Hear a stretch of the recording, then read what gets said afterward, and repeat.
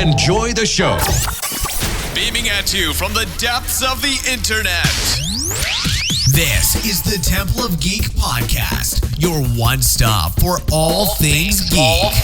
Hello and good morning, everybody. Welcome to the Temple of Geek podcast. My name is Ron, and I will be your host as we share our thoughts on the final episode of Season 3, Star Trek Picard.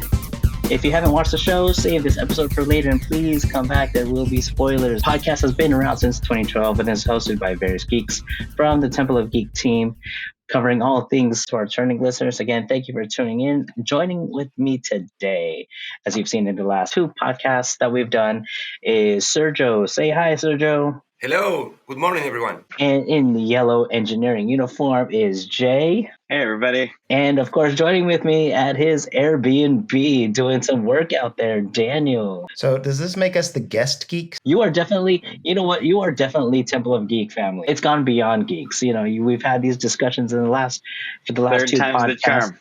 So you guys are now considered family. I mean, we're talking about the last episode of this season. So you guys are considered family. So we are in this last episode of the final season and the end of the series, to Star Trek Picard.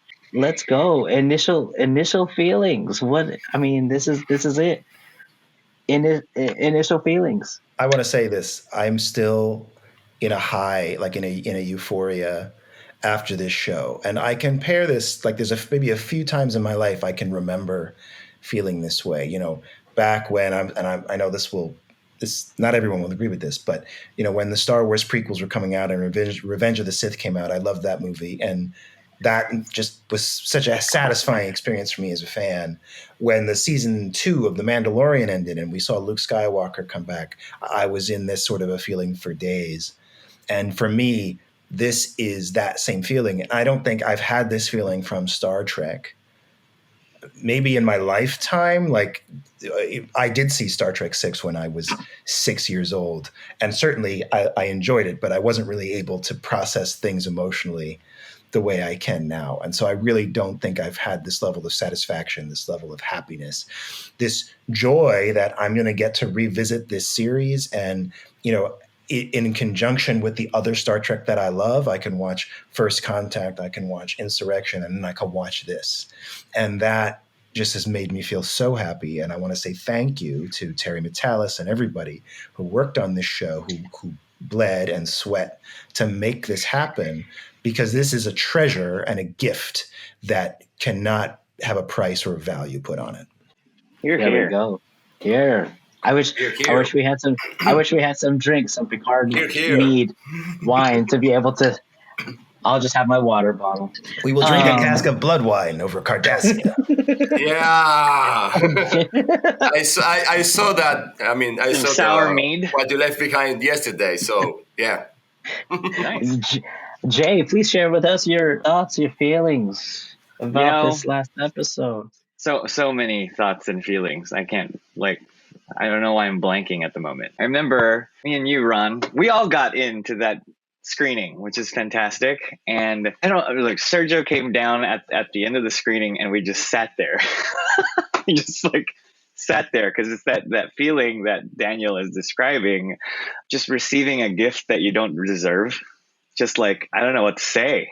And if Terry Metalis was still in the theater, that's probably what would have happened. I just would have mouth agape in a way, just feeling like this was a gift that I didn't deserve. And it was something that I can bookend my Star Trek. I started, 3 podcasts ago telling Star Trek: The Next Generation is what raised me into Star Trek and got me interested in even not only the Star Trek franchise, but sci-fi in general. And, I saw the series finale, just like all of you, of Star Trek. Then I remember watching that as a kid and going, there's gotta be more, as a kid. And I watched it several times as an adult and knowing how beautiful that ending is. But as a kid thinking, hey, these, what's going to happen next? And then there's a movie coming. But that was the bookend for me as a kid for Star Trek: The Next Generation. But then to have this 10-parter movie, basically, kind of fix the issues with the movies themselves, and even with season 1 and season 2 of Picard, and just bring it into this lovely package and give us what we wanted to see forever, the D back in action, to give us Data back, because that was such a downer at the end of Nemesis, to give us real Data back was just beautiful. So same sentiment as Daniel, like really wanting to thank all the people that worked on this show. I don't even know if they understood the impact that this season would create in all of us. I just finished watching The Ready Room, the last episode of The Ready Room, and you can even get the sense that even Terry Matalas didn't grasp the entire impact this would have. And so, well done. I really enjoyed it. I'll get into more details, but thanks for letting me just spew everything I was feeling and experiencing right now. So, no, it's good. Jay, you're almost about to cry, almost about to make me cry. Sergio, go ahead, take it away. Yes, I agree with everything that was said before. I mean, it was a emotional joyride.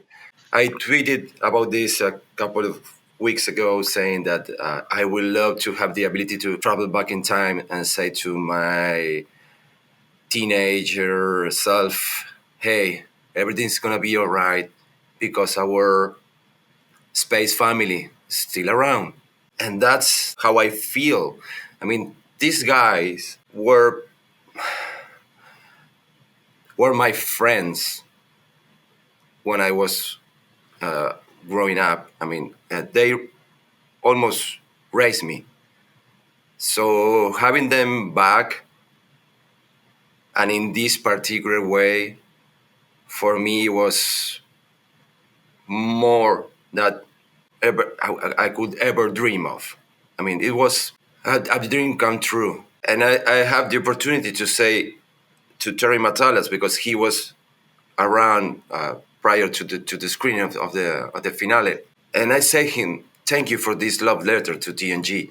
And he had no words to reply to my thank, because he's truly overwhelmed by all the love and how grateful we are for this season. So for me, this particular season was more than that, more than a love letter. It was the last opportunity I had to see my family, my friends, the guys who, quote unquote, saved my life, back together. So again, Terry, thank you. Thank you to all the cast and crew. Especially thank you to Dave Blas and Liz for bringing back that beautiful, beautiful bridge of the D. That was a work of art and love. So thank you all for that. Oh. There's a list of producers in the history of Star Trek that have revitalized Star Trek, right? You have Nicholas Meyer with The Wrath of Khan. You have Michael Piller in the 3rd season of Next Gen, right? Mm-hmm. You have Manny Cotto on Enterprise in the 3rd and 4th season. You know what? I'll even say Ira Stephen Bear when he came to Deep Space Nine, right? Because he wasn't there at the beginning. Yeah. And now I think you have Terry Matalas. Oh, absolutely. And he's in that pantheon of producers. And I love what you said, how he didn't have the words, because he probably just he went in there and he did his job. And he's like, I'm going to tell the best Star Trek I know how to do. And didn't even realize how good it would be and how well it would work. I mean, even I read interviews with him, and so many decisions are we did what we had to do. We had no time. We had no money. We shot this real quick. We just did, you're moving that fast. You're literally just instinct and making decisions and, just rolling through and hoping it all kind of comes together. And it's this is a testament to how good those instincts are and how every choice was the right one. And that is so hard to do for anyone. And it's so damn impressive that it's incredible. I think it's a testament to how big of a fan he is, Yes. and just that's been evident. Yeah. pull this off with, it's almost like muscle memory. So, Yeah. he was talking in the Ready Room about that last scene. around the poker table, which kind of mimics what happens at the series finale TNG. And he's just said, he goes, I just let the camera roll for 45 minutes. We didn't even stop it. Just like that kind of like, I'm going to do this because this is so iconic. I want to capture it all. We're going to use a part of it, and then we're going to archive that footage and maybe even put it in the Blu-ray, because I'm sure people will love to see that stuff. So just like that kind of like thing. I'd love you to have see to footage remember. from that. I mean, yeah. Yeah, and you guys have to remember that this guy, I mean Terry, he started as a PA, like ages ago, in Voyager. Yeah, delivering scripts to the makeup room. I think Jerry Ryan mentioned it. They're friends. Yeah, they've been friends for 20 years. So when you said that, I mean, that the guy loves Star Trek, it's true. He's truly a fan. He's a part of the family. And now, as Daniel said, he joined the pantheon of Star Trek gods, let's say. Legends, at least. Perhaps not legends. Thank you. Legends. Yes. Let's not deify him yet. Let's not let it go to his head. No. Because we need legacy for that. We need legacy. Well, remember, Sergio, when we were chatting back and forth on Instagram, and we were talking about the Strange New Worlds trailer, and I'm like, they got the Klingons right. And then I think was it Daniel that you put in, I was like, wait a minute, hold on. This is before the original series. So they didn't have the ridges yet. And I'm like, oh, you're right. And then I'm like, we always need someone in the writer's room, like either Danny or Sergio, who are historians for Trek. So I think about that, and I think about Terry Matalas being the person that is, running the show here, is a historian. So whatever you see this season is like true to accurate. Like, he already thought of these things. These are like muscle memory. He could be one of us in this podcast talking about stuff, Well, because we're on a podcast and I know the fans are listening, I do want to say we are all aware that in Enterprise, it was established that there are Klingons both with and without ridges. That's right. In the 23rd century. So don't tweet us this. We know. The other thing I will say is, they'll have to explain. Well, if you get a chance, if you're listening, go watch Terry's episode of Enterprise that he wrote called Impulse. It's in the 3rd season. Impulse. I believe it's his only credited script on the show, which kind of makes sense because he was working for Brandon Braga at the time. But it's an excellent episode. If you've never seen Enterprise, great episode to get your feet wet. And I think you can see even then some of the style and some of the seeds of what Terry was going to do with Picard. Well, my initial impression of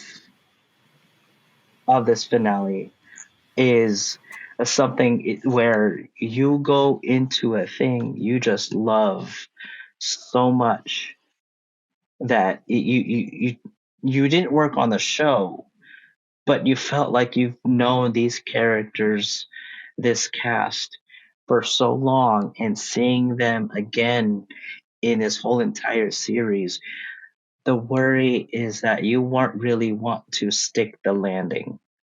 You really wanted everything to come together and work and cohesively and seamlessly, where anything that was left open could be tied up at the end. And even though, before we go into the details about it, about how they left it open, I did say at the top of the show, there might be spoilers. So, you've gotten so emotional, and you guys have made it emotional to the point where I've almost started to break down here on the podcast. That this is, as you said, Sergio, this is the family that we grew up on. Jay, you said that this is, as a child, this is the thing that you embraced. And Daniel, you're so right in addressing that so much of what Terry Matalas, the showrunner behind the series, was basically the captain of 10 episodes of a, and I can't even call them episodes, but it would, I mean, rightfully so they are, but this is that 10-hour movie that we deserve. And the closing two episodes with Vox and now The Last Generation, um it's hard to put into words because it's like when you go to a restaurant and you eat that full meal, and it was just probably one of the best meals you've had. Everything was just perfect, cooked right, seasoned well, and this was it for me. And I relate to that in food because I just love food. Hey, and I just want to let people who are listening to this won't people who are listening to this podcast won't see it, but when our podcast is up on YouTube, I just want to show everybody about how much I've loved Star Trek for such a long time, and I want to tell, and I think this has been evident to some people who follow me, and some people I've told this to, about how much love I've had for this entire family and for this entire show of Picard for a long time. So it's up on my Instagram. I've shared it on my Instagram, but I just want to show to everybody here. This is a picture of me at about maybe I know it's hard because of the lighting, but that's a picture of me seventh or eighth grade. Nice. Me dressed up in the red Nice. uniform. Love it. Little. Yeah, There you go. Love beautiful, it. beautiful. There you go. Beautiful. I'm probably about the Love same. it. For those of you who haven't met me in person, I'm probably about the same height, you know. But that just goes to show how much this show has meant to me, and that this last episode has just really, really gotten to me. You know, we all went to the special fan screening there at the Grove. Yeah. And and for those fortunate enough to attend, you know, the final episode was introduced by Terry Matalas, Ashley Sharp Chestnut, and our beloved hate to love to hate Captain Shaw. Great send off for him. And it was just being there with the fans, as I'm a Marvel fan, being there with the fans and being able to share in the excitement was truly the experience that I think we truly deserved. Yes, sir. I hope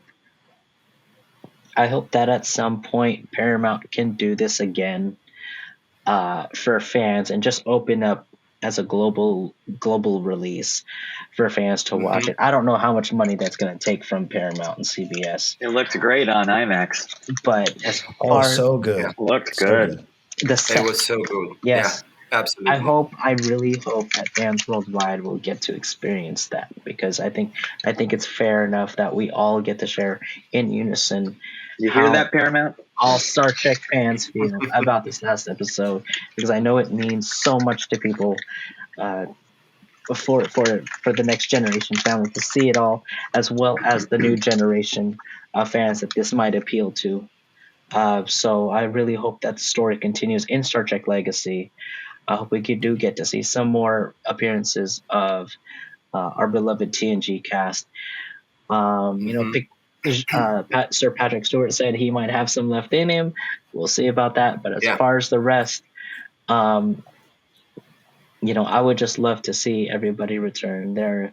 It definitely leaves it open for so many things. But do we want to jump to address the ending? I don't know if we're trying to keep it in order, but I will say that setup, you know, they've been this talk about legacy and all this stuff for weeks, you know, this whole season. And I think the way they ended is not perhaps what people might have imagined, you know, when they thought about that early in the season. But I will say, I thought it was amazing. Brilliant. It sets up exactly, I think, a fantastic show. I think, I'll just say it, I think that making 7 of 9 the captain of the Enterprise is awesome. I love that. I was completely happy, satisfied, approving of sort of where all those pieces landed with the ship, and the name of the ship, the crew, the captain, the first officer, everything. And that, again, it's so hard. I'm so used to being like, oh, well, this doesn't work and that doesn't work. Or that doesn't make any sense. I was like, no, I'm good. It's all good. Just do that. Yes. Out into space. Satisfying. Let's go. Yeah, everything fall in the. I mean, everything falls in the right place. Yes, Yeah. absolutely. You know, There's just one thing that I'm worried about: legacy itself, and here's the problem. If they hadn't changed the name of the Titan to the Enterprise, I would say, okay, this thing is gonna happen, like in month or maybe in a year. But having the ship rechristened as the Enterprise creates a problem because we already have a show with the Enterprise, which is Strange New Worlds, and then maybe there is a movie somewhere in develop with the Enterprise. So we probably are crowding the market with too many enterprises. But I don't know. That's an idea. I mean, that's a thought. I'm not concerned, and I think that's there are reasons why the show might not happen, and there are business reasons and there's industry reasons. Of course, yes. I don't think that issue, because again, you can do a lot with scheduling, and it's clearly a different cast, and there's we've had multiple shows on, and that has not been seen as a conflict. So I actually think it's even cleaner because Enterprise is so associated with Star Trek in the culture, that it might even be less confusing for a general audience to be like, oh, I get it. This is the Enterprise later, and this is the different Enterprise. And okay, I'm going to watch Star Trek. I get it. And there's been so many Star Treks and so many Enterprises. But I'm not too concerned about that. Yeah. I'm dying to hear Jerry Ryan saying these words. I'm dying. I'm dying to. We've never had saying women voiceover. The final frontier. We have never. These are the voyages of the Have we Starship had a woman Enterprise. voiceover? Have we ever had a woman voiceover? No, because Janeway didn't. Oh yeah. Hold on. Yes, we do. But on the JJ movies, by the end, Zoe Saldana says, a portion of it. She says a portion, as Uhura. Because the whole crew says it. You're right. But not in its entirety. Not in its entirety. As an opener to a show, the iconic opener to a show, like in Strange New Worlds, the original series, The Next Generation. Cool. Yeah, that would be really awesome. That'd be really cool. And it would be the first time that we have a female captain of the Enterprise as the stars of the show, because we had Rachel Garrett as the captain of the B. Right, who was the first female captain of the Enterprise. Right, but now. How great to have a big character with history. It's not just a new character, but we have a character that people know, they've known for decades. There was a whole other show. There's just fans. It's they've never done that before. They've never done a Star Trek show with the captain of the Enterprise that was a character you knew from something, right? And that's I think an inspired idea. And they definitely, this season, and it was a great season on it for what it was, but if you think about it in terms of the spinoff, it's such a great prequel, right? It's like the origin story of that ship and that crew. And it's incredible. Yeah. So, and the good thing about that is we not only have the background story of the main character, but we also have the background story of many of the bridge crew. That, for example, on Discovery, we know nothing about the bridge crew. Yeah, exactly. And that was a disappointment. But if they produced Legacy, that shows is going to happen. The wonderful line of captains of Enterprise. Yeah, we already have the background story for not only the captain, the number one, the special counselor to the captain, Yeah. but also the pilot and Got them all. the You can have stories for yeah, all of them. Yeah. for all of them. Yeah, absolutely. So guys, what did you let's talk more about the episode. So let me start with Sergio this time around. What has been your standout moments from this episode of Picard? Well, there were many. There were many, but what struck me really, really, really hard was the whole scene where Picard said, "I have to be a father now," Oh, and understandable. he goes to rescue uh, Jack slash Box.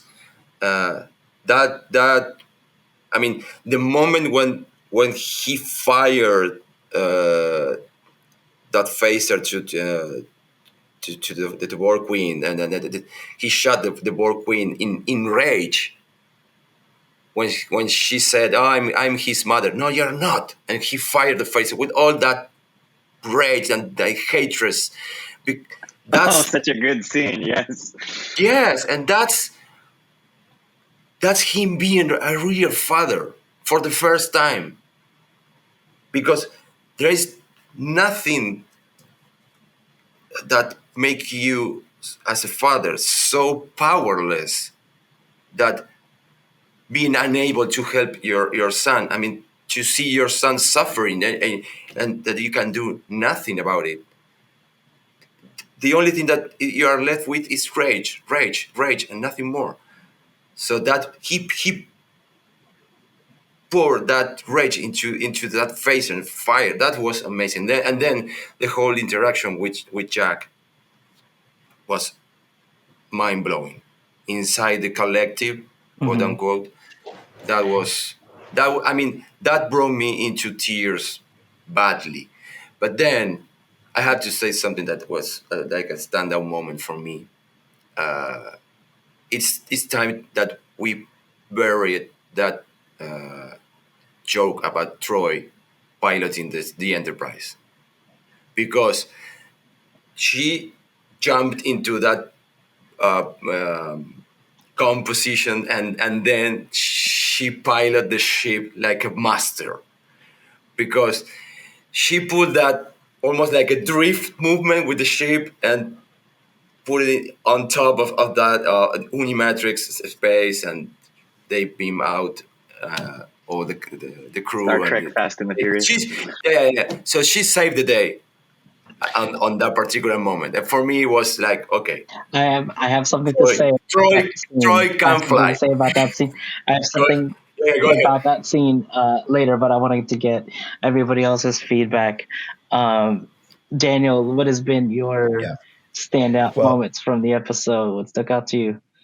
that shot, which I've seen Terry talk about at the Enterprise saving the day, when it was happening and we're in the theater and it's this giant IMAX screen, I was late and I was both tired and emotional. And so that whole experience for me has this sort of dreamlike haze to it, right?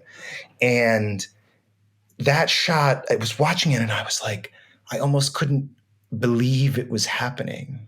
It was this surreal moment of like, oh my God, and I read Terry was like, he's directing, right?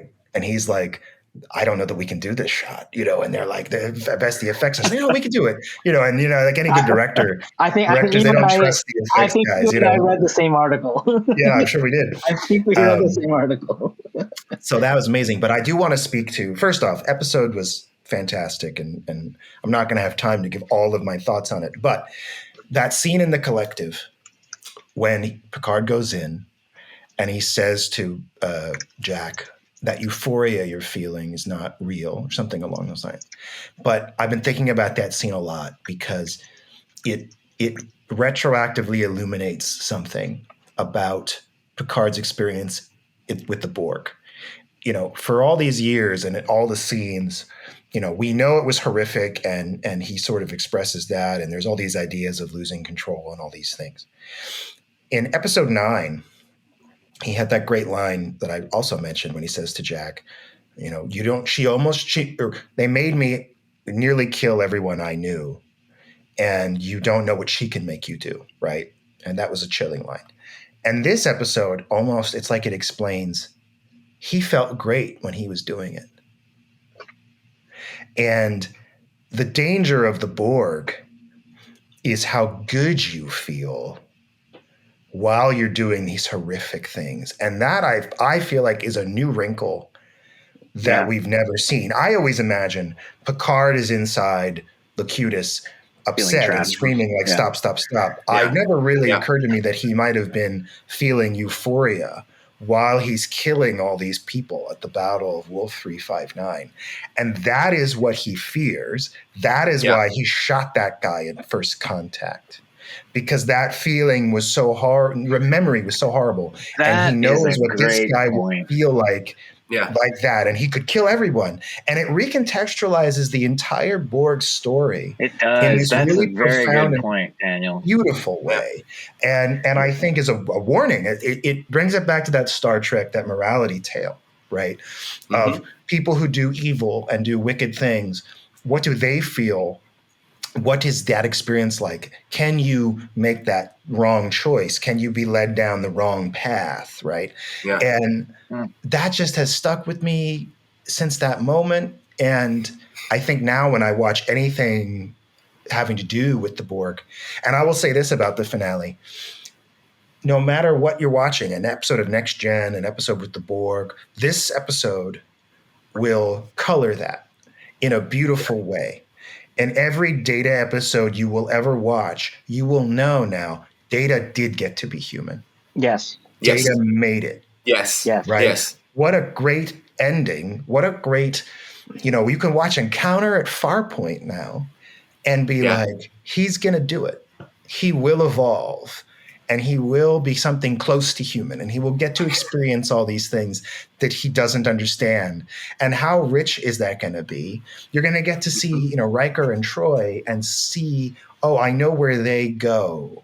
I know they're going to reach this place of love and unity. I know Worf will reach a place of balance and acceptance. Like all these things that you didn't get from Nemesis, that you didn't get from Deep Space Nine, that ending you would not have had, and now you have it, and it's this wonderful bookmark.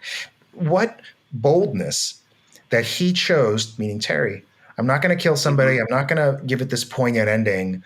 I'm going to give everybody the happy ending, but I'm going to earn it. I'm going to spend 10 episodes earning the happy ending for everybody. And you can now put it on your shelf, and you can have Encounter at Farpoint. You can have Last Generation. You can put it on your shelf. You can revisit it. You can do whatever you want, but it's done. Yeah. Yeah. And to your point, Daniel, about the collective and the euphoria, if I were to make an analogy, a comparison or an analogy with something that is related to that, I would say it's drugs. Yes. Yeah. The Borg are like a drug. That's the thing that I was hearing you and saying, okay, this is something that is like this, and it's drugs, of course. Yes, they can make you do things that you will never do. They change your perception of reality. Absolutely. Yeah. Jay. Beautiful. Jay, share your standout moments and what they've meant to you. I'm just kind of reeling over what Daniel was saying about how, I have got this as when I said bookend to the TNG series, that he tied up a lot of loose ends and a lot of things that, and I had that like a surface understanding of that feeling was there. But when Danny was talking about, that scene, it's always stuck with me. I loved First Contact, but that scene, and I've heard people like YouTube reviewers talk about that scene where he seemingly heartlessly shoots that person that actually reaches out for help, right? Remember that scene as they're trying to get into one of the Jeffries tubes or something, and he just point blank shoots him. And now to think that actually was like, yes, the idea was it's mercy, but really it is, because being pulled into this world of euphoria, just like having this, like where the Borg Queen is just totally using you, and you're feeling happy about it. And then to see his, to see his son go through that. Wow. Anyway, I one of the things that really stuck with me was, Picard, assimilating himself so that he can, he's tried everything. I'm going to pull everything out. I'm going to shoot the Borg Queen. And I'm like, the only way is to get in there and connect with my son. And when he's in there, in this limbo, in this place, and not only to Sergio's point, his saying the words, I'm going to be a father now, right? He puts that into action inside this place where he finally becomes that father. Finally, where Jack says in episode 9, you don't have the protocols to being a father. Here's the protocols to being a father. He's in there. He's talking to him. He says, when I think about that moment where he says, Picard says, "You changed my life." Oh, that like beyond the Enterprise D appearing, that was super emotional. But that scene, that is beautiful. And the thing is, sorry, Jay, I'm jumping in, but the thing is, that's real. That's real. Yeah. That is real. That's a son, the father protocol. A son changed your life. Yeah. That moment really struck me because it's real. Yeah. The second that your son or your daughter is birthed and they put it in your hands and you look at him or her and you're, speechless, powerless, not knowing what to do, but that from that second on, your life has been changed forever. I think that's like beautiful, because also Picard has been known to be the oratorical genius. Like, he has speeches, and his best speech was those 4 words to me: "You changed my life," because it's like beyond the bravado and the fanfare and all that stuff. And it is him being real with his son. And, it was done in such a way that, like, really the whole gist of it is that love saved the universe. And it sounds like cheesy, but that, like, they did it so well that that's what it did. It literally saved the universe. Jack realizes what's going on. They come out of the limbo, and we know what happens after that, and that's just fantastic. So, my favorite scene, absolute favorite scene. Well, he accepts the connection of his father, which is something he's been fighting against the whole time. For longest, right? Yeah. And he expresses his loneliness, and he's drawn into the Borg Queen, which is, to your point about the drugs, the analogy, right? Where do people seek this connection sometimes from the wrong things or dangerous things, harmful things? Yeah. And he accepts the outreach of his father, and the bonds of family is what makes them strong and allows them to resist, right? And to escape. And the whole day is saved because this next generation family came together. Right? It's always resistance is futile unless you have love. It's always been that. And that's part of, and I think that was a beautiful note to touch on. And that is probably, I have an idea about the overlying theme of the entire season, which I will have to put my thoughts together and put it in a write-up, which is a theme that I don't want to say it yet, which is a theme that I think has been carried over from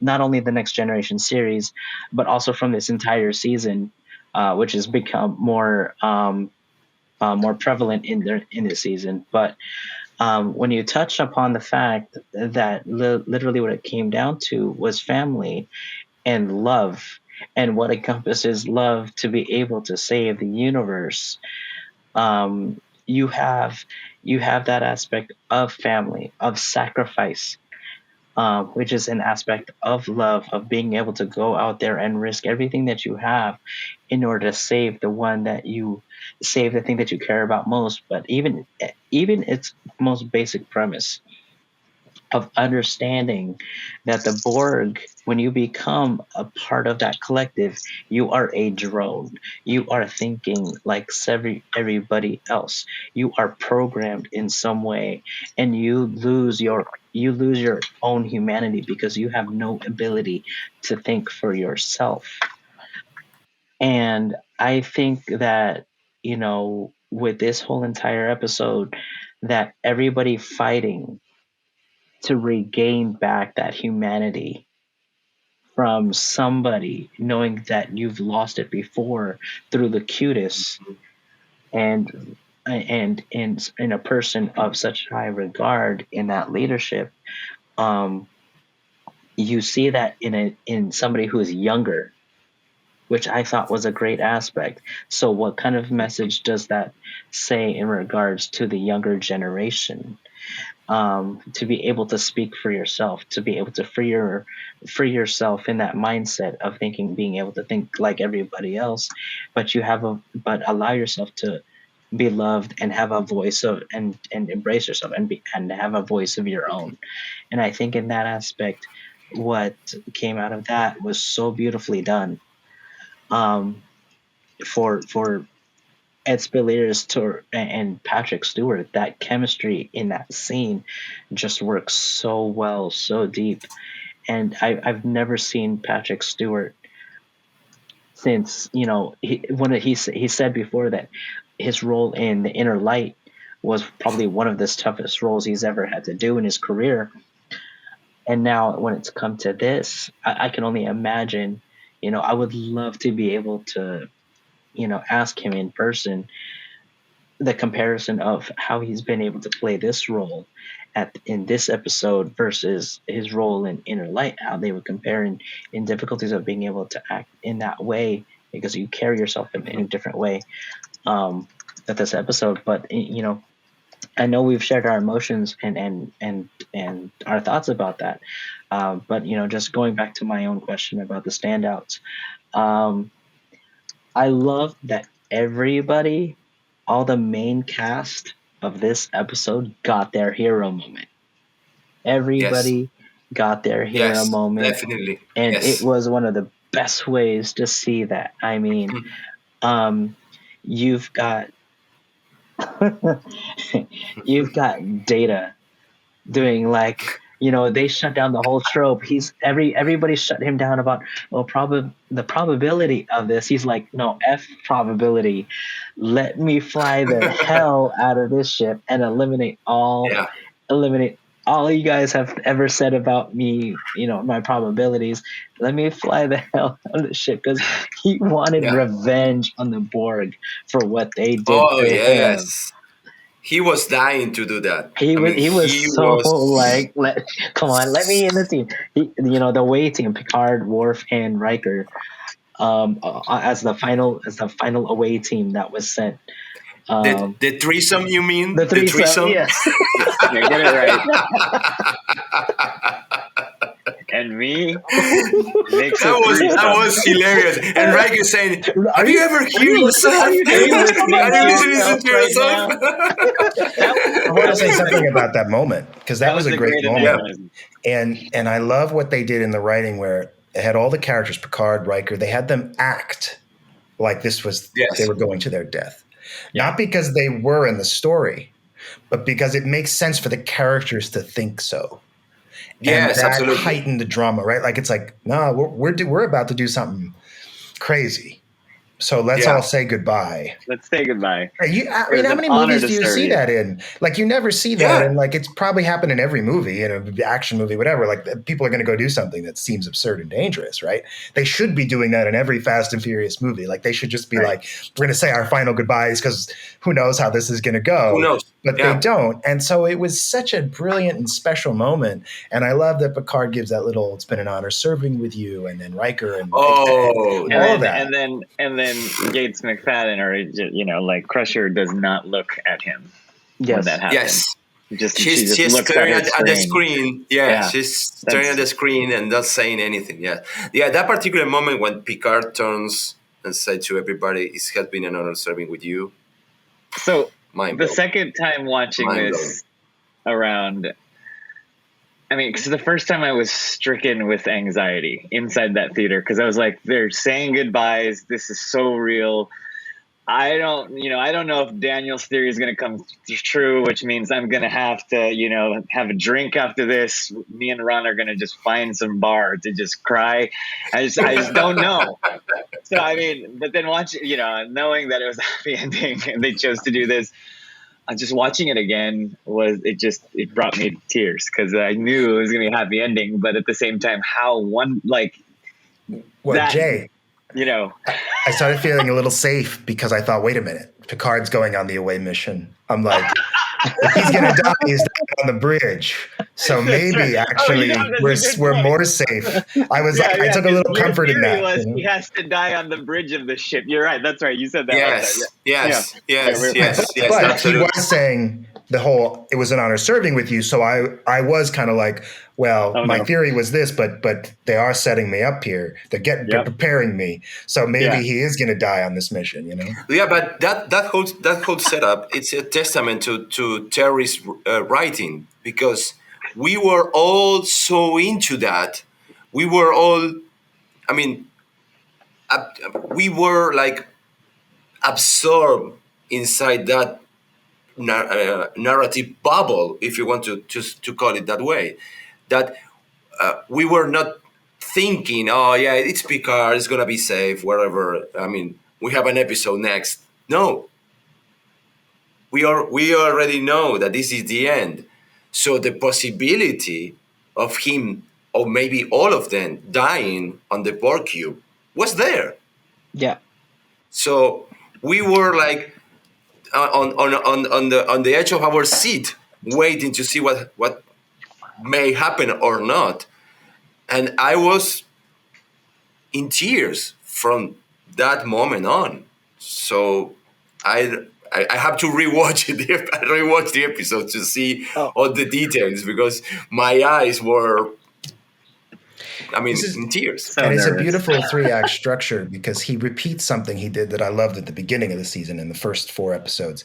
When they're in the nebula, it's like all is lost. And they think they're going to die, and Riker's like, we have an hour, and there's this great drama they build from this where we're at the apocalypse, but it's this personal level, right? It's the one ship, they're at danger of dying, but it's certainly no one else would know. And the sad part is like, well, will people even know what happened to us? Now in the finale, Act 3, it's the Federation, it's the galaxy, and the Borg have essentially taken over. Right. And they are the last generation. They're the last generation of humans. And it's the total apocalypse. All is completely lost. And if they die, it's the end. Yeah. And to your point, it's like, even though the back of your head, you're probably like, well, somehow they're going to save the day. I don't know how. Yeah.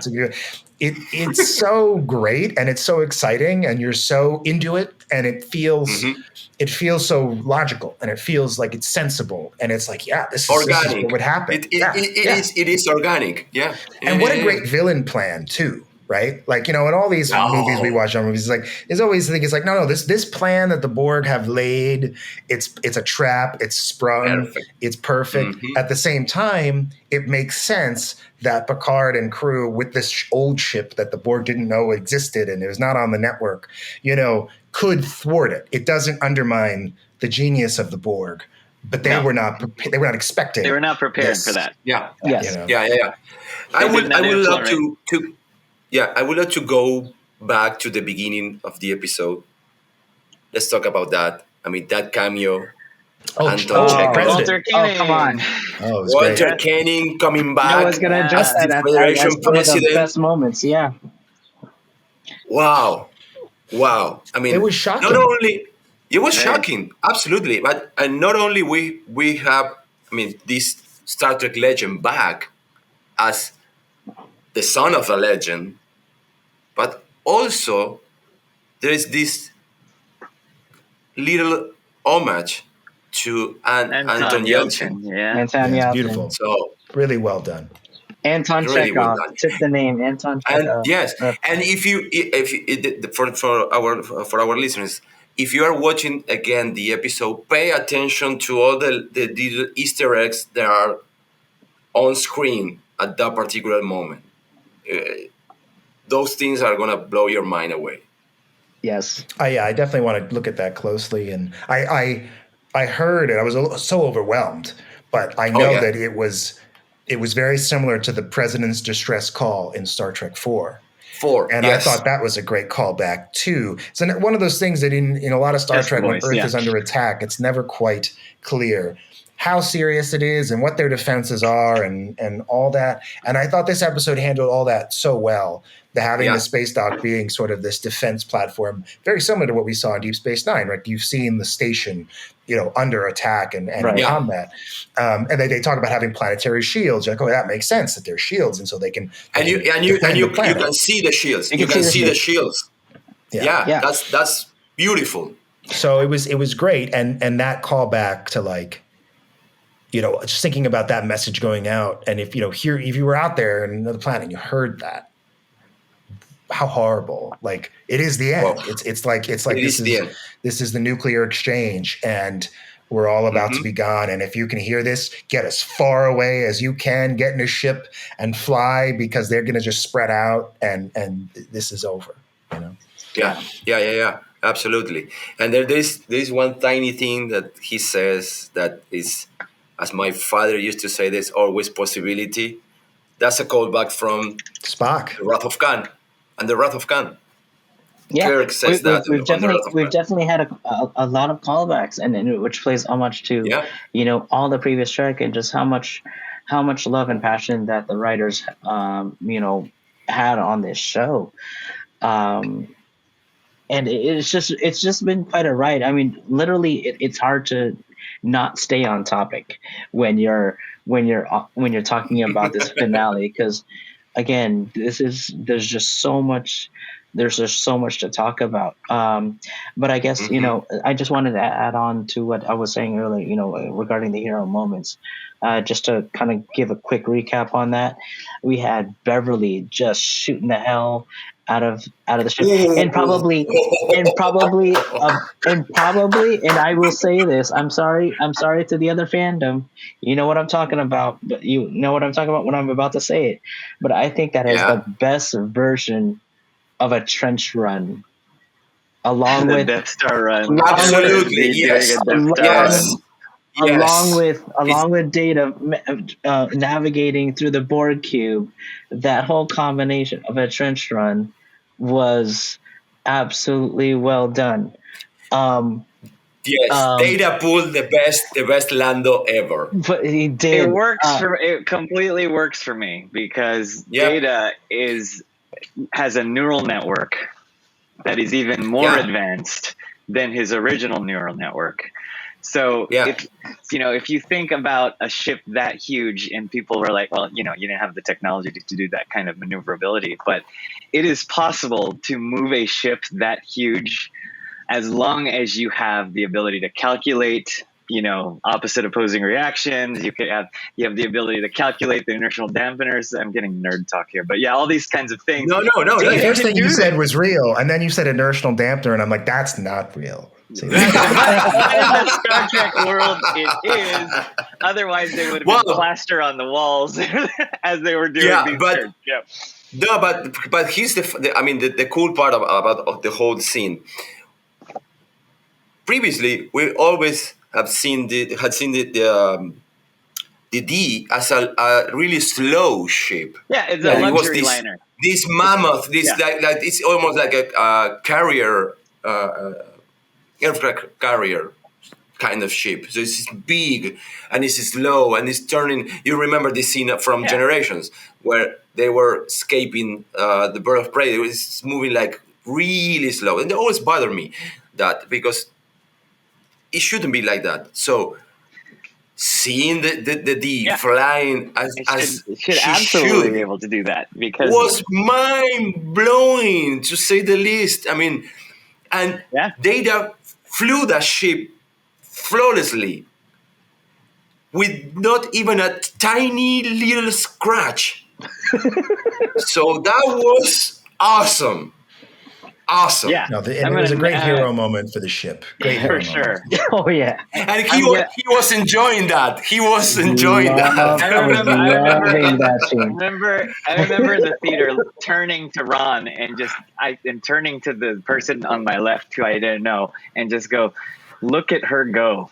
Look at her go. Yes. And I was just like, Yes. look at her go. Every time it came, look at her go. Hold on. That was How about that moment, this laughable moment where Troy is like, I'm sensing joy.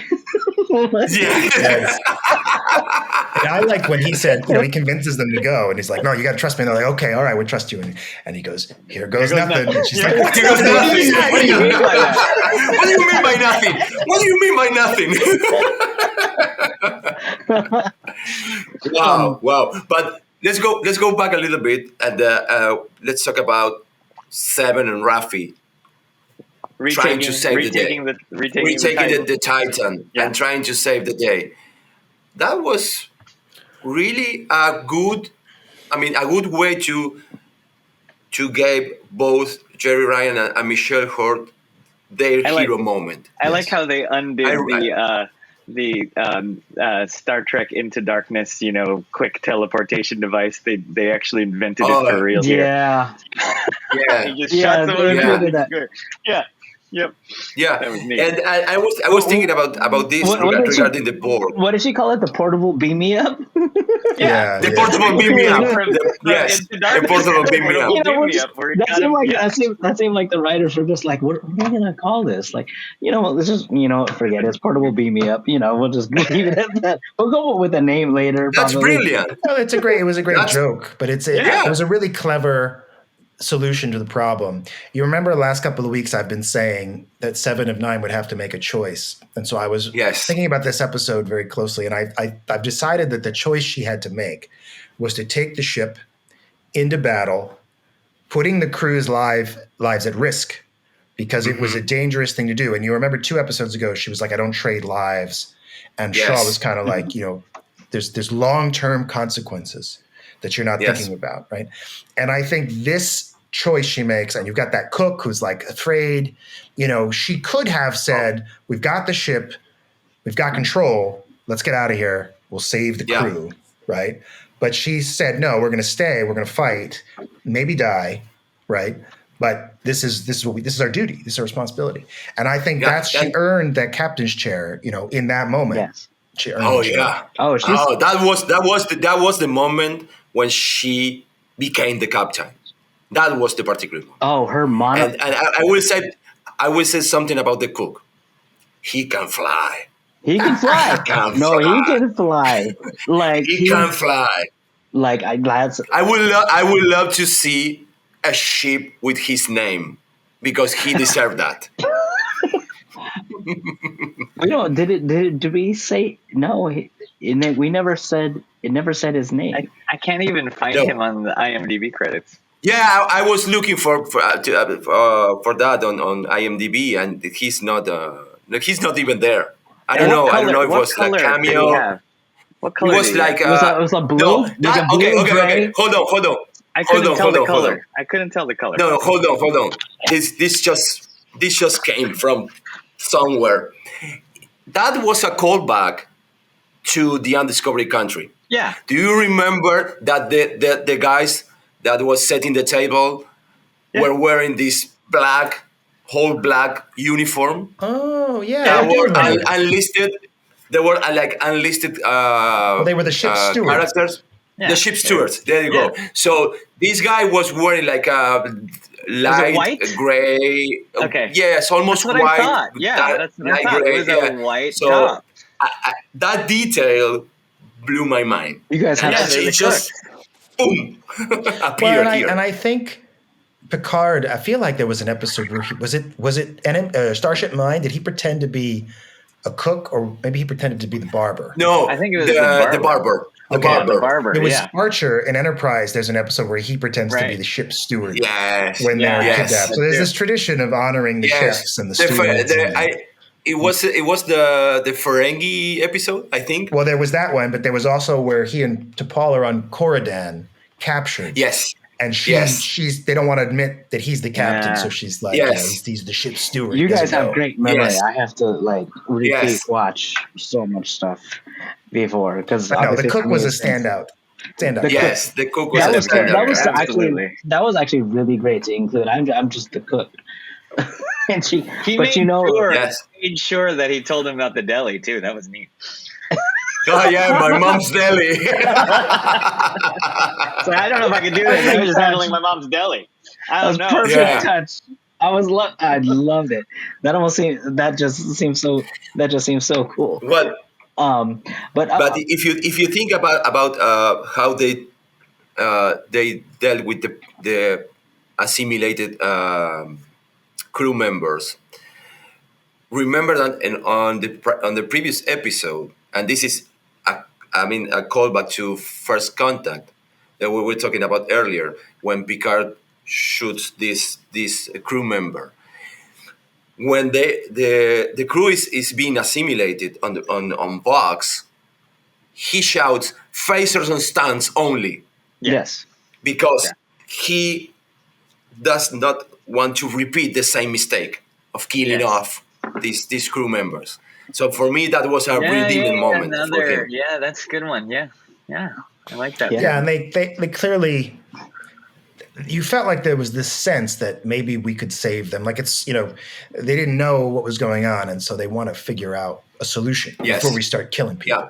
Yeah. Yeah, absolutely. Yeah. This is also a different kind of assimilation than they've ever seen. So there's that. Yes. Now, one thing throughout the whole entire season that I've been really impressed with, and this is giving huge credit to the design and production team behind Star Trek Picard, but we can go back and talk about, once again, a hero scene right after Deanna Troi. I want to, and this is just one that stands out to me, and obviously you guys will share your moment. The standout scene to me was the Enterprise D flying over that opening of the Borg cube, and then you see Jack and Picard standing right next to each other after Picard had just saved his son from the Borg, and that shot was literally 360. Yeah. Gorgeous with that Enterprise D just flying right over. I'm just like, I watched the episode again. I'm just like, It's the thing of scale. It's the scale Beautiful. that is always, that's even on Generations. You know what? At the end, when the saucer is on Viridian 3, and you see the people walking on there, I remember as a kid just going, "Wow, there's a freaking huge ship," and to have that perspective and just go, yeah, that's a big ass ship. It's here, and it's here to rescue the day, and we're getting on that right now. It was just was awesome. Yeah, but she was tiny. She was tiny compared to the massive Borg cube. She was like, totally. That scale was even better too. Yeah, right. Yeah, absolutely. That was the camera moving back on the ship just to show that massive. Wow. But there's something that I after rewatching the episode, there's something that doesn't feel right. That cube was there. I mean, none of the ship detected. Well, no. So they the were ship arrived in the previous episode. Yes. And then before it's only outside the storm, presumably right now, to transmit. Right, like it was in the storm, and then it kind of exposed itself. Yeah. Because in the previous episode, when it appears, it's in the storm. You're not. It's inside the storm. If you remember Riker saying when they discover it in Jupiter, he says they put a transwarp conduit inside of Jupiter, so they could have just still be in the transwarp network before they popped out after everything started happening. Okay. Yeah. Okay, yeah, but it was. I understand the whole setup for the story, but it was really surprised. A surprise that none of the ship, Well, not even the the other thing to spaceport, remember, could detect it. Yeah. you had the changeling infiltration. They messed with the Oh, transporters. that's a good This is a point. plan. So who's to They say messed that with there wasn't changeling systems. officers? Even just the officers themselves could have been, oh, there's a Skencer report, delete. Like it's that easy. Yeah. If they've Yeah, replaced everybody absolutely. monitoring the security, then you're in. Yeah, and to your point, Daniel, remember that by the end, Beverly is still detecting Yes, changelings. which I loved. Great Oh, you're setup. right. Yes. It's like there are Yes. still maybe some changelings left. If you do come back, like that, I love that. Yeah, I love that too. Yeah. If they did it Yeah. in Star Trek 6 where they could delete records from like a torpedo bay. According to our database, Yes. we have twice. We have Twice. Oh my God, that line is so good, Daniel. Yeah, yes, and to your point, on Discovery Country, we first saw that the torpedoes were there, and then they were not there because Valerie's changed that. So yes, absolutely. You guys, yeah. speaking of Star Trek 6, at the end of Star Trek 6, the side by side, and then the end Oh, of I love that. I side love by that shot. side. I saw that shot. I was like, Yes. It was a Yes, pleasure. it was party with you again, Captain Kirk. that DiCaprio meme. Yes. The one from Once Upon a Time in Hollywood. Yeah. That one, yes. Yes, I know that. well, I loved seeing the ships next to each other too. Yes, because you kind of could tell the Titan was a smaller ship, but it was great to see the scale of it, and it was beautiful. Yeah. So, what are you? See, I have a thing too about the whole the use of the cloaking device on the Titan, which ultimately became our Enterprise. So, what are you guys' thoughts about the whole use of the cloaking device? Because I think if there's anything, is like, they didn't want to use the cloaking device after what was it? Because it was a violation of some accords or some treaty or some treaty. No, it was a violation of the Algeron Treaty. Yeah, so between the Federation of the diplomat also knows intergalactic law. That's correct. Of course. So what? The rules of engagement change when. Well, no, you have to. I mean. The thing is, though, how were they able to use that? How would they be able to justify that? And that's one thing I couldn't wrap my mind around. They don't have to, because the cloaking device was destroyed. That's right. Yes. And using the cloaking, by the way, they used the cloaking device when they were renegades rebelling from Starfleet. So arguably, it's just another one of their crimes, which has been pardoned, which is what Tuvok says, right? Like, because of the energy, we cleared the record. Another callback to Voyager. Yes, another callback to the Voyage Home. Voyager, yeah. Voyage Home. But if there was ever an issue, if the Klingons, because obviously the Romulans doesn't even exist anymore, but if the Klingons or whoever were like using the cloaking device, they can say, well, that was they were breaking the law. That was a violation, and they were punished. There is no treaty between the Federation. No, there is no treaty between the Federation and the Klingons forbidding them to have a cloaking device, because the Algeron Treaty precedes that. But here's the cool part, and I'm gonna full lawyer on this. The Romulan Empire doesn't exist anymore because it was destroyed by this nova. But there is a quote unquote state that inherit all the treaties. So there is a Romulan out there saying, hey, they violate our treaty because of continuation of states. That's a international law thing. And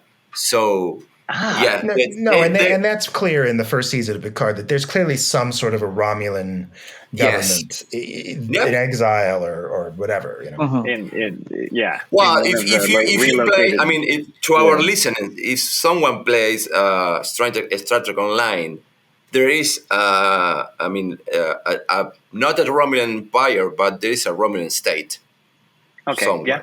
I don't Yeah, that would remember make sense. the planet now, but yes, there is. Yeah, But so that's not canon, of course. Sergio, we will have to bring we will and Jay, you play it as well too, right? So, we will have to get some information about Star Trek Online because I know that's that's a different universe Yes. technically because now we see the Enterprise F. So, the whatever other ships could be brought in, it's now that Enterprise basically. The F was a gateway to the possibility of either crossing storylines or carrying over storylines, or even including some ships from that other universe. But I think with the use of the cloaking device, just going back to that, and Tuvok finally coming back, we see the real Tuvok, which is great. Yes. We see the real Tuvok with his No disease. with not disease, not looking like zombie and changeling anymore. Looking and combining and having that scene with a very great scene, well done scene with Seven's obviously best friends with Tuvok. They said that she was the one. She's going to be the one to write the book. So Yeah, that was Stashwick's.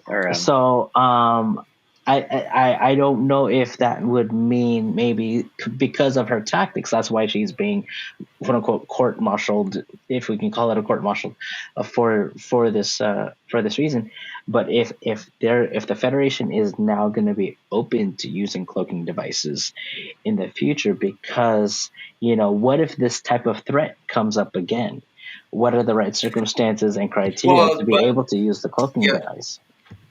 But remember that they don't only use the cloaking device to advert the fleet formation command. Right. They also overload the other ship's sensors or whatever with the prefix all code. the prefix codes they uploaded into the. So that did the trick to not be being. I mean, to the Titan not being detected by the fleet formation command.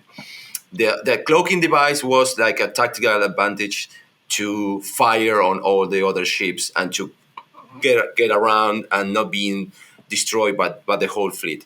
But the thing that did the trick was the overload of prefix code. I think ultimately in the story, it's about her cleverness, her ingenuity. They solved the problem and they saved the day, and everything was sort of set up. I don't think that there's long-term implications for like the Star Trek story. Either way, I mean they can do anything, but it doesn't really tie them to anything. I did like you mentioned Tuvok. I know that there was some talk that people were disappointed it wasn't Janeway, and certainly it would have been cool to see Kate Mulgrew in the show. That was the idea, though. Right. That was the idea. I think there's a strength, and perhaps an unintended strength. Tuvok is more of a peer to Seven on Voyager, right? They were more like equals, and they related as colleagues, not as a superior or mentor. So now with time passing and the journeys they've been on, seeing those two friends meet and have that conversation, it's a different tone than if it was Janeway, where it would be like, Janeway is like, I'm the Admiral and you have now passed my test.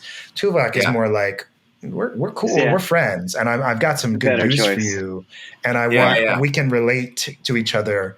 It's like me coming to one of you guys and being like, hey, I got some news for you. I had the same feeling. He's your extra pin. I really had the same feeling, Daniel. I did it, when he pulled out that hologram device, I thought for a second, I was like, oh, they're going to play Calto. I thought that was the Calto device. He's like going to put it into I thought.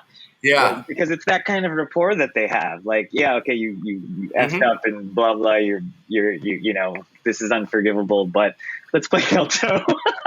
I was like, I thought that was. Well, it's great that he's a Vulcan, and I love Russ's performance in that moment because she's all like, "I know you're gonna fire me. I'm gonna quit," and he just gives that little Vulcan like bemused look, like, "This is this is interesting because you don't really have no idea what's going on here." And he already knows that he has the upper hand on the eyebrow on that particular.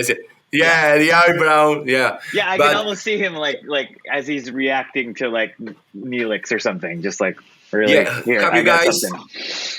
have you guys read our dear friend John Orchiola article about? It's an interview with Terry Matalas. It's on a Screen Rant, he was talking about all the things that he wanted to do on this particular episode, and one thing was to have Janeway. Playing that part that Tim Russ Ultimate played, and but for me, I agree with you. Yeah. It felt better with Tuvok, not with Janeway. Yeah.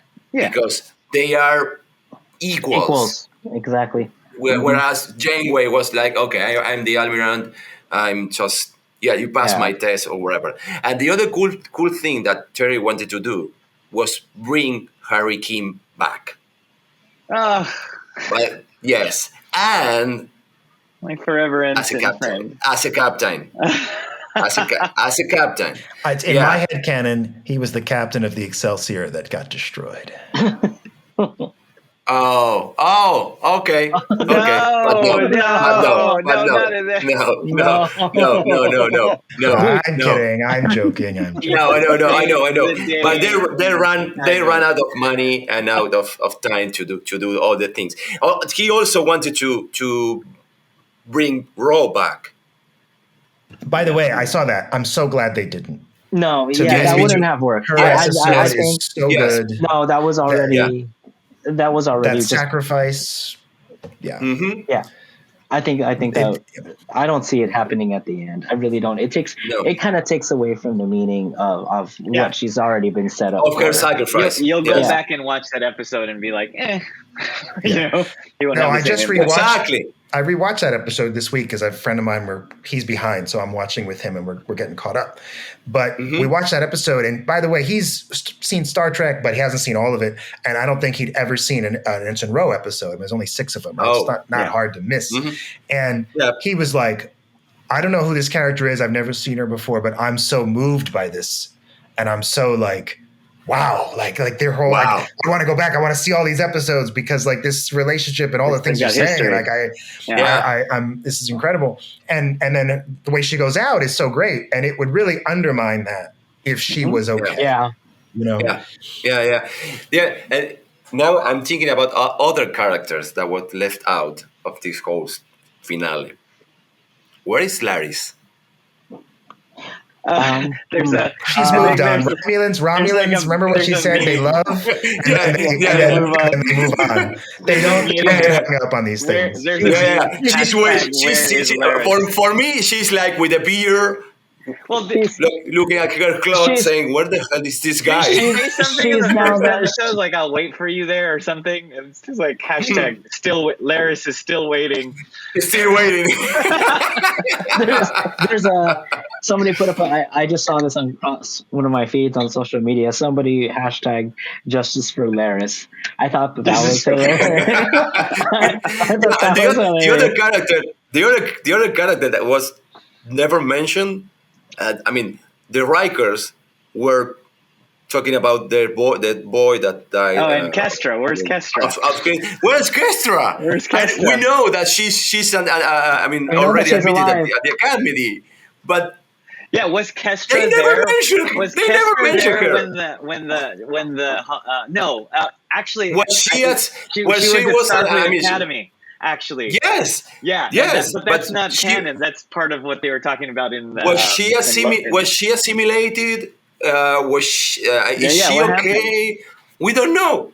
When the changeling came as Riker to their house, there was supposed to be a line, but they didn't put it in where they would have said, "Aren't you glad Kestra is in Starfleet Academy?" or something like that. But it wouldn't have worked because it's like, really, who says that? Like, we both know she's in the Starfleet Academy. We don't know that.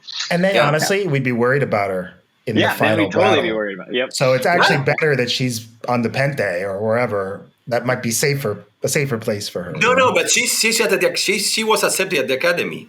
I know, but say that. I don't want to be thinking about it. Like in the big battle, because otherwise wouldn't Riker and Troy be like, we got to save our daughter? You don't want to have that push. I kind of like Nepenthe better. Yeah, exactly. She's there away from all this stuff. Yeah. Well, gentlemen, unfortunately, I'm like Kirk.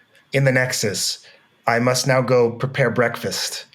And with some dill wheat and some eggs and hopefully Antonia is here somewhere. I will see if I can find Okay, her. with okay. one hand. This has been wonderful. Before you go, Daniel, before you go, any last words you want to share with everybody listening and everybody who will be watching this podcast on not only the entire season? Obviously, our plan, as we discussed before, we'll have a recap on the entire season. We'll probably give ourselves a break just to be able to catch up with all the episodes and everything like that. But your whole take on not only for this, but the entire season as well. Well, first, it's been a pleasure to be here with you guys talking about this show. This has been a fantastic Star Trek, a fantastic season. To the audience, I would say, watch all the episodes, watch them again. There's a lot to pick up on a rewatch, a lot that you miss. It is truly well designed. Things are set up. There's payoffs. You won't regret it. And I think just try to think about, as you're watching, think about why this moves you. Think about what's so powerful about it and let it enrich you and grow you as a person. And of course, watch Stars on Mars on Fox June 5th at 8 p.m. Thank you, Daniel. All. Enjoy your breakfast. We hate to see you go, but I know you've got another brain to feed in the stomach right there. So enjoy the rest of your day. Enjoy the weekend. Go out and have fun, and hopefully you'll get that work done. Thank you for joining us. Thank you, Daniel. Take care. Live long and prosper. Pleasure, Live long buddy. and prosper. All right. Hate to see Daniel go, but again, the show must go on. He has joined another type of collective.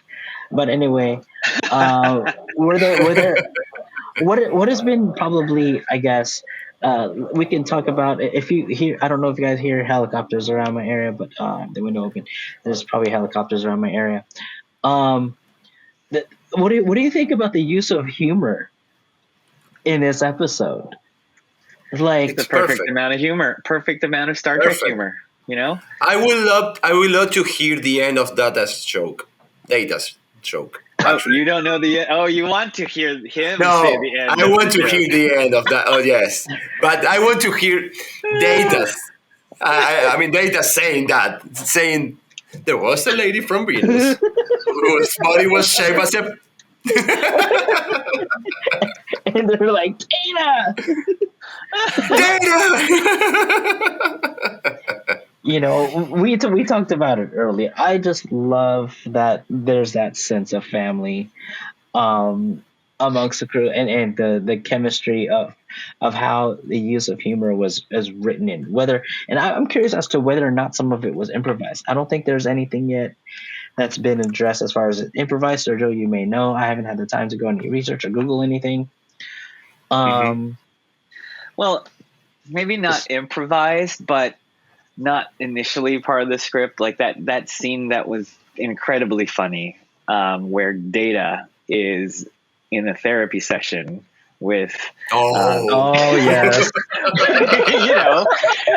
It wasn't improvised, but it wasn't Terry Matalas' idea. It was Brent Spiner's idea that what if now he's experiencing his emotions, and what if he just eats up a therapy session with Troy, and he not only, I do therapy, I do it once a week, right? And he's doing it every day, and every time he goes over that hour to maybe 2 hours, and Troy is already thinking about, he's pitching this idea. Troy's thinking about vacations. Oh my god! Oh, that was hilarious. So great. Yeah, I was rewatching the episode a couple of nights ago, and that particular moment reminds me of There Is Something About Mary. Yeah, the therapy session when the guy runs into at McDonald's or whatever, and the therapist is eating a hamburger, and the Brent Stiller character is talking about blah blah blah blah blah blah, and this okay. Yeah, I think Troy doing that and seeing this human part of, or this bidism, but seeing this humanity of her, this is still a job, and I still that's why we have 1 hour sessions once a week, not every day for 2 hours. 2 hours. So funny. Oh, so And then he funny, goes yeah. on and she still sits down. Like, okay, Yeah, I she's got like, it. oh god. and then Riker comes in. Is he still? Is he still? What did he say? He said, "Is he still like Is it God?" something bad bats? Yeah, yeah, he's still Yeah. Patchett. Yeah. Yeah, that was super funny. That was Super funny. And of course, I mean, there is a lot of humor when Worf said, you know, "Swords are more fun." yeah. Yeah, 'cause he has a freaking weapon in the hilt of his thing, and he's like, I don't use it. You have a person the whole time on the hilt. What? Riker just trying to lift up his Yeah. Oh, Riker can't yeah, pick it yeah. up. he's like, I didn't know Wow. what this. He's like, it was this heavy, like something, Yeah. some line like that, like Oh, that's so Yeah, good. just the little, I mean, just the little nuances to enjoy those little details and those little moments from You know, between the cast. Yeah. Star Trek has a wonderful history of the perfect use of comic relief. And a yeah, the good timing example is perfect. Yes. perfect. Yeah, The good the timing example is the perfect. Yeah. cook. They're in the middle of some crazy thing they have to do. Yeah, and yes. the cook delivering those lines about the deli and stuff, it's just enough to kind of like take you out of that, like this horrifying situation, make you laugh a little bit, and then give them Yeah. a nice And then payoff. go back, It was wonderful. and then go back Yeah. into business. Yeah. Yep. Yeah, and like that, like on the previous episode when they are on the shuttle and Data said, "I hope we die quickly." That is such a Data line too. Yeah, but that I mean that kind of shows release the tension. That they are all there to release the tension because we are in this Comic relief. really bleak moment, and we need a comic relief to release some tension. But also when Data is flying the D inside the cube. He's smiling. He's smiling and I'm enjoying this. Yeah. He's playing a video game. He does this cool movement with his hand, like it's almost like pressing the buttons with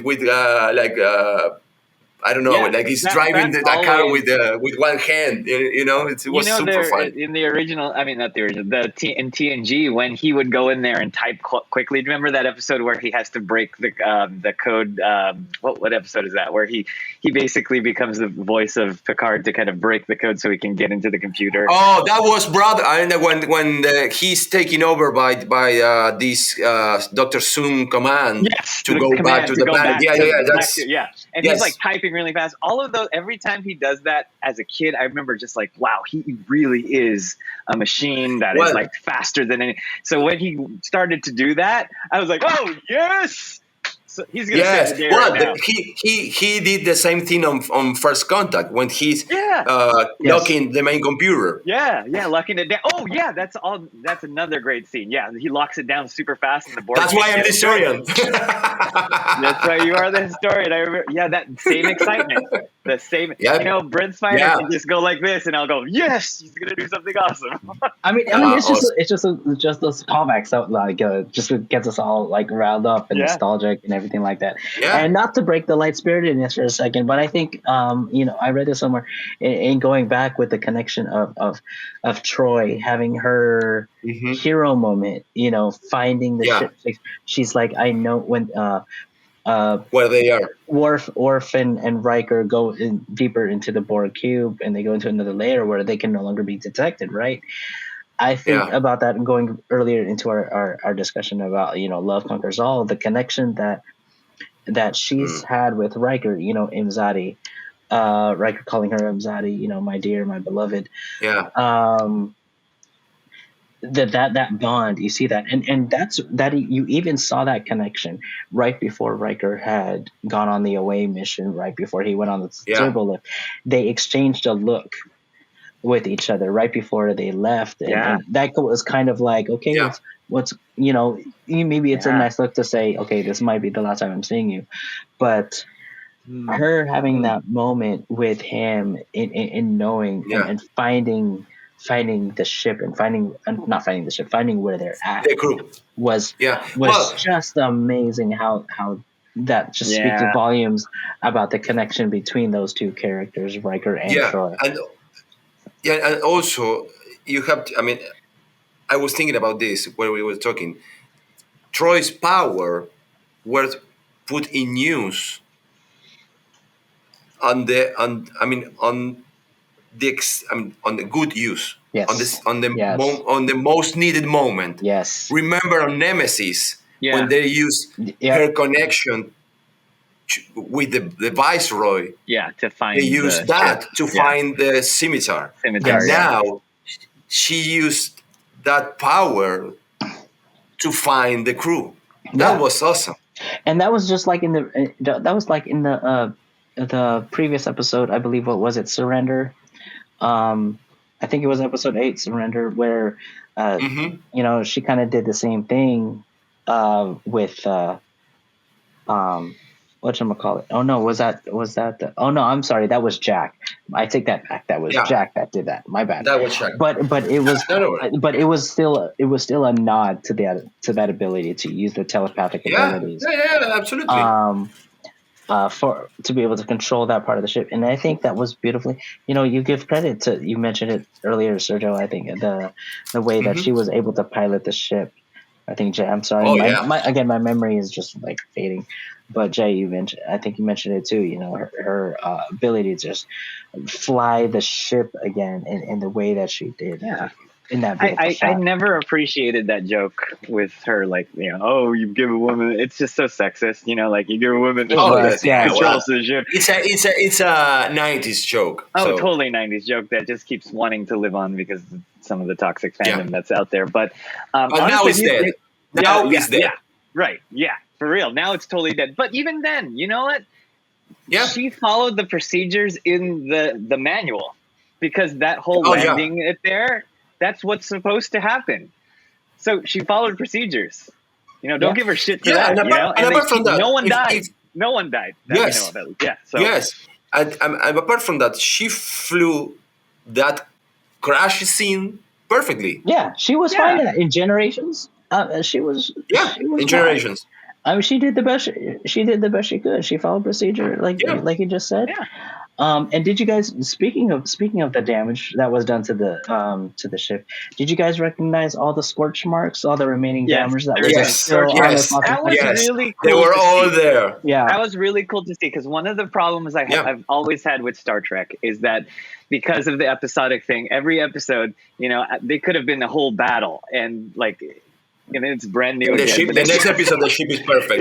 Compared to other franchises like Battlestar Galactica and The Expanse, you've got like battle damage and things. So it was really cool to see that. Just like it's not terrible, but that these aren't the original parts of the star drive. It's got a different NCC registry on one of the nacelles. Exactly. Yes. Good catch. Using the Syracuse and whatnot. But anything else that we needed to address as far as the characters and their arcs? You know what? I know we didn't mention this much, and we need to, especially with we kind of mentioned a little bit, especially in the hero moments.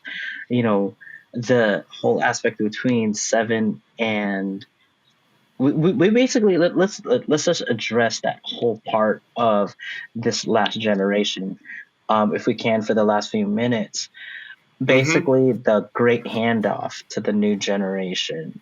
But I would like to mention something before that. Okay, go ahead, Sergio. The moment with where the assimilated crew find their way back into the bridge, and the doors open, and they are all pointing faces to each other. And then they are, let's call it, de-assimilated. And Sydney realized what she was about to do. And tears were flowing, and she hugged Seven. Such a great actress. That moment was amazing. There was no dialogue, but the exchange between these two actresses was amazing. Yes, They've got Perfect. a because fantastic they you relationship see chemistry that there established too. friendship from them in that previous Yeah, episode. You know, yeah, she called him yeah. she called her Commander Commander Seven. 7. Yeah, Mm-hmm. Ashley Sharp beautiful Yeah. scene. Chestnut is just wonderful. Ashley, She yeah, Ashley is, Ashley's they got to do amazing. this show. She's yeah, she's such a great actress, talented, and yeah. just And freaking wonderful. So yeah, and by the end, I love that they promote almost everybody. Yes, oh yeah, Yeah, I mean, everybody became a lieutenant, right? I mean, Sidney LaForge is a lieutenant. Mura Mira, is a lieutenant. And Esmar. I think it's not a lieutenant. Oh, Esmar didn't get promoted. She's Still still got the one an pit. ensign. Yes, She she's got almost one got pin. killed. At least she needs to be promoted to lieutenant. Well, she was in charge of the takeover, so I think. You're like, we're gonna, yeah, you were, Yeah, yeah. you're not. Sorry, Jin Meili. Sorry, you were great too. Yeah.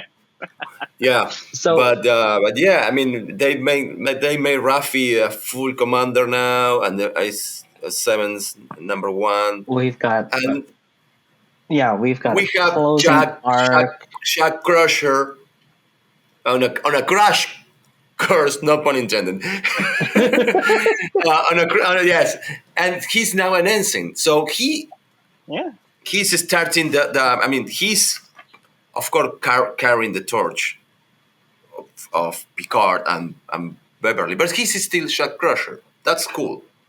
He's We not have Jack some- Picard. Yeah, that's true. Yes, And Terry Matalas confirmed this on Twitter. he just confirmed it. Yeah, he's still Jack Crusher. Yeah, hmm he's still Jack Crusher. Yeah, So yeah, that's yeah, really he's cool. Still Jack Crusher. Yep.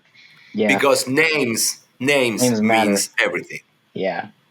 I'm thankful to how they closed out the arc for Raffi and Worf being able to, put her commendations out there because To redeem her, yes, to redeem her yeah. status. So- just That's one of the things I had an issue with Rafi in the previous two seasons is, so she had, because of her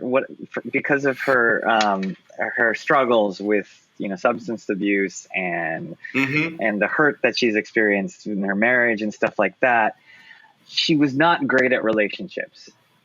And what they did here was put a loving, and it's funny because it's Worf. It's Worf, a freaking Klingon.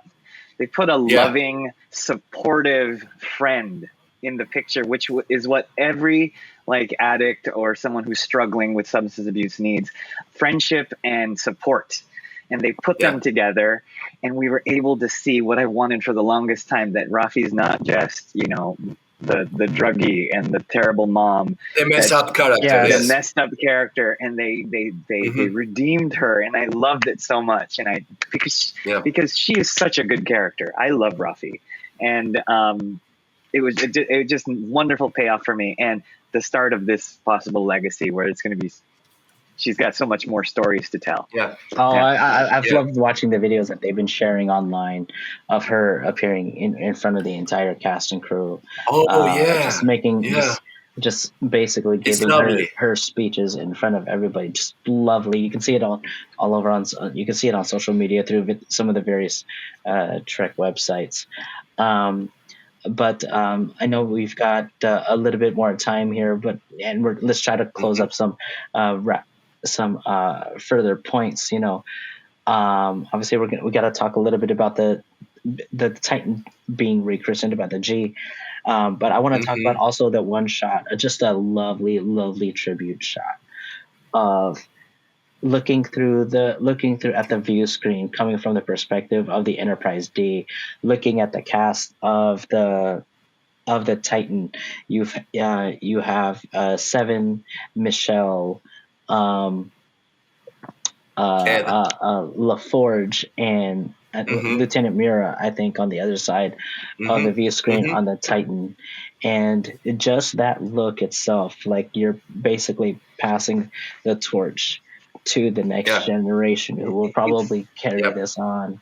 It's a good callback to, again, we've been talking about the undiscovered country a lot, but it is a good callback to because at the end there too, they're also looking at the view screen to the Excelsior and the crew there, and they're thanking each other and they're just happy that they're together. It gave the same kind of vibes. I felt really good about that. Yeah, and I love that Ed Spilliers as Shack Crusher, when he enters the bridge, he pulls a Kirk. He pulls a Kirk. That's He brings that all that braggadocio kind It of. was a little quirky. I liked it. He pulled the Kirk. Yeah, He pulled the Kirk. Yeah, it was super funny. his gestures and you over here Seven saying out. Out. that playfulness vibe from him, it's just so fun to watch. It's almost the Han Solo type vibes from him. A little bit of it. So let's talk about the christening, rechristening of the Titan to become. Can I just say that I was pleasantly happy to realize that all we've been watching this whole season was the ship's name we loved, the Enterprise. Yes. So good. Yes, we had all the clues there the whole season that this ship is going to Neo Constitution full class. circle. Coming full circle back to the Constitution. Yes. That's so great. Yes, absolutely. And the reason why the saucer section, that main hull, was designed that way for that reason. Yeah, and remember that before the premiere of this season, all the guys involved in the show saying, okay, you're gonna have more than one Enterprise. I don't know if you remember that. So they right, because we were thinking about the F. They fulfilled that promise. Yeah, we were thinking about the F for a second there, and we're like, we were. Yeah. Oh, yes, they did say that. Yeah, I was just maybe the E will be there too, or like the E is probably still around. Yeah. I want to know what happened to the E. I want to know why there is no love for the E. Okay. Why? I want to know that. If Terry is either listening or watching to this, you've closed up so many arcs and so many things. Why can't we get closure on the E? Yes, and then we need that. And then he left it open for another person to tell that story. Yeah, maybe in a book or a comic. But something. We need to know. I personally need to know what happened to the E because I love the E. I would love to see it visually. I need to see that done visually. Besides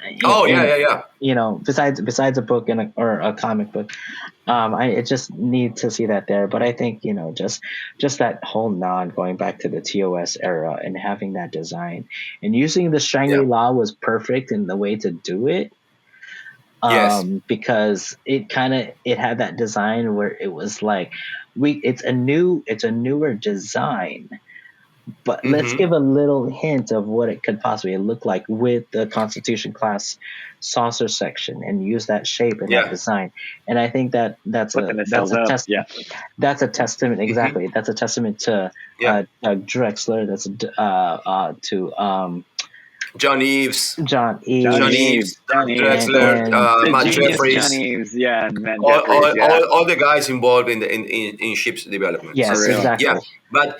And it's perfectly logic that they decided to rechristen the Titan because the Titan was the most advanced ship on the fleet at that point. Yeah.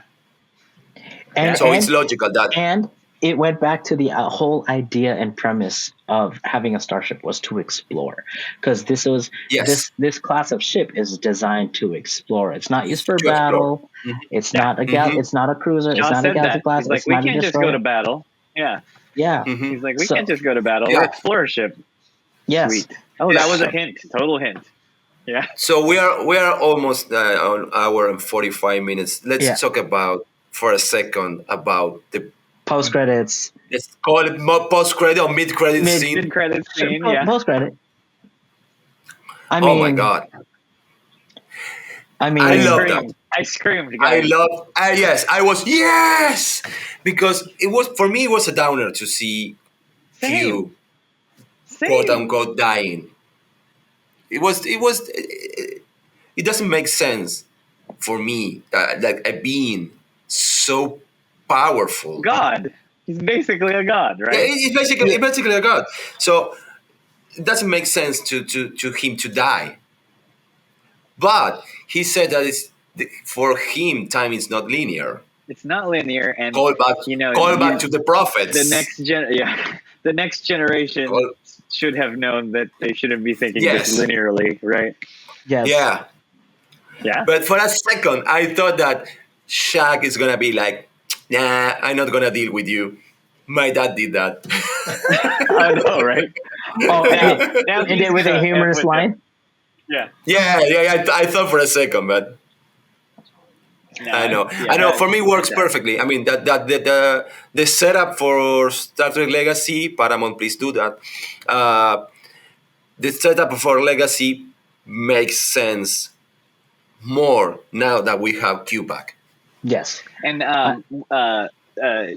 Metalis was talking about it in the latest Ready Room about like how TNG started with Q. It's got to end with Yes. Q. And it was Q. Passing A the trial. torch with Q. Continuing trial. the trial. Yeah. New trial. A new Got trial. it. Yeah, absolutely. I absolutely loved his costume. A nod to his original Oh, costume. It was yes. it was updated for the modern era. You know, for these times, it looked like a whole glamorous royal cloak, and he's doing it out without that funny headpiece that he wore. I always had a thing about that. I'm like, that just looks a little too funny. So him in his natural state without the headdress. Oh, that costume was just absolutely beautiful. Yeah, it was perfect. It was perfect. I really hope that they do Star Trek Legacy so we can carry on the stories of Seven, of Sydney and Alondra LaForge, Jack Crusher, the cook. There's going to be I want to know more about the cook. We need to know the I cook. want to know more about the cook. He's got to be a Lieutenant- regular Yes. character. There's going to be some drama Yeah, on but- that bridge, you guys. There's going to be some drama. We got LaCrush and we got, Oh yeah. Oh We yeah, got Rafi and Seven. Rafi and Seven, how that's Whoa. going to play There you out. go. Yeah. something to explore. Yep. But so, I mean, leaving aside the characters, the whole cast. I mean, this new cast deserves their own series because they are so freaking good. yes, we have to acknowledge, Jin Malley, Lieutenant Asmar, Stephanie. I forgot his name already. Joseph Lee. Lieutenant Mira. Joseph Lee. Yeah. Oh yeah. Joseph Lee. Who else am I missing? Ashley Sharp Chestnut. Ashley Sharp Chestnut. Sydney LaForge, as I mentioned. And obviously, and Amy Earhart. Amy Earhart. Oh yeah. The voice Amy of Earhart. computer. Yes. Oh yes. Oh my God, who am I missing? The actress playing Dr. Oak. Oh yeah. That's right. She was on the bridge too, supporting that. Comms. Yes, she was comms. Tiffany Shepis as Dr. Oak. I had to do a quick Google search. Yeah. So we want to give a huge. Why don't we close this talking about that last scene, the poker scene? I mean, come on. I know we talked about it earlier because it was like that was the whole thing about that we wanted to see this family in its most natural shot. You had everybody introducing themselves as their characters, so they were still playing it. And then after that scene where they had to cut to that overview scene, and Jay, you mentioned this 45 additional minutes of just a continuous shot of just them rolling in their natural state. Sergio, go ahead. Yeah, I mean, I said this earlier. This is my family. I'm more like Will Wheaton on this. This is my family, and they are all my uncles and aunts and cousins. I love these guys. I really do. I said this earlier. I was lucky enough to say this in person to Patrick Stewart, and I have the picture with him. Oh, so Lucky. cool. Lucky. Yeah, Lucky. Cool. we talk. That I ran into him on the street, That's crazy. and we talk for 20 minutes. Oh, I mean, wow. this super busy guy, and this was in the middle of shooting season 3. This guy gifted me with 20 minutes of his time. Wow. We talk about many things, but mostly we talk about family, and we both have a similar story. So Yeah. I don't want to go into details because we don't have time, but Yeah. but being lucky enough to meet this guy and to say what he means to me, it was truly a gift. And I was sorry, I was lucky enough to do the same with Jonathan Frakes. You were there, Ron, in Vegas last year. But that's I mean that's what I feel about this guy. They are my family. I'm not tired to say this. They are my family, and seeing all of them together and having that moment of fun and shenanigans or whatever. The second that Picard pulls the ace of spades, oh my God! For that moment, I was like, I lost it. It was like tears, a river of tears coming from my eyes because I knew it that they're gonna have this all the good things moment, which for me is the best end of a series ever. That is Period. probably, I think one of the best ways. You know, I don't watch a lot of other TV shows except when it caters to my fandom, unfortunately. But in terms of how a series could end, I think that's probably one of the best endings to an entire series is that moment, and it relives and calls back to him wanting to play poker with the crew again.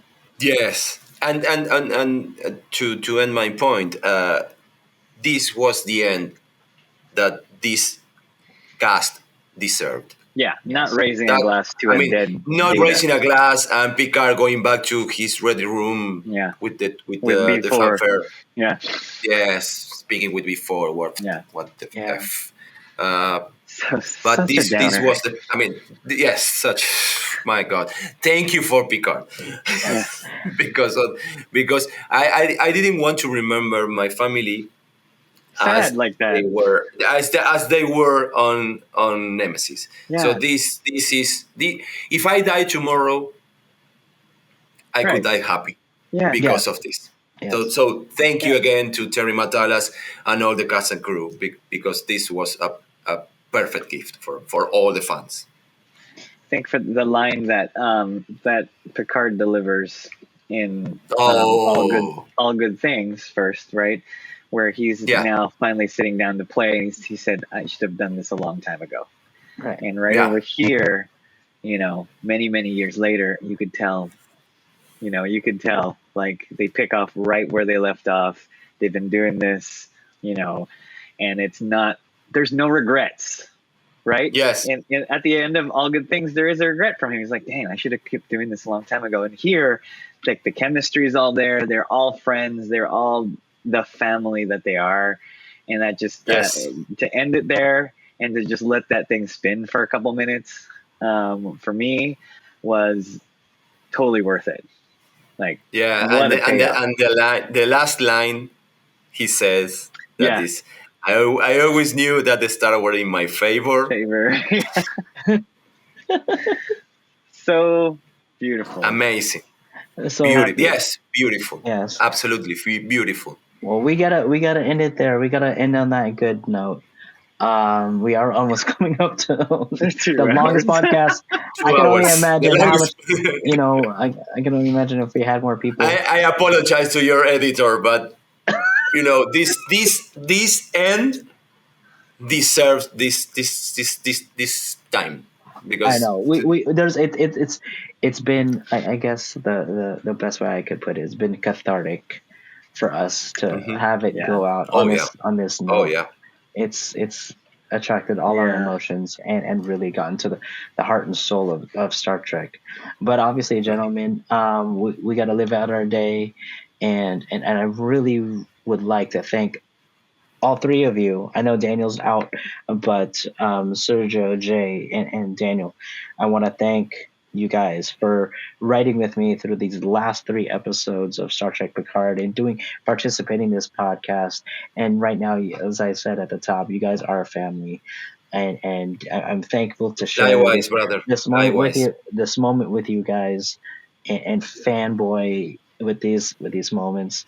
And I really want to, and I just want to put it out there.